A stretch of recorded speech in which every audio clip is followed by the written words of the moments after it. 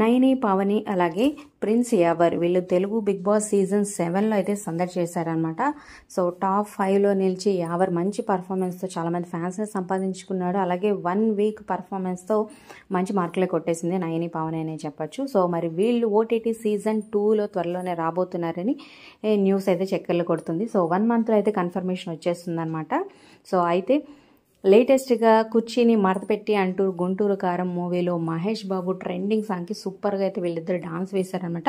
మీరు ఆ డాన్స్ చూసింటే ఎలా ఉందో కింద కమెంట్స్ రూపంలో తప్పకుండా తెలియజేయండి. సో మా స్టెప్స్ అయితే అదరగొట్టేశారు.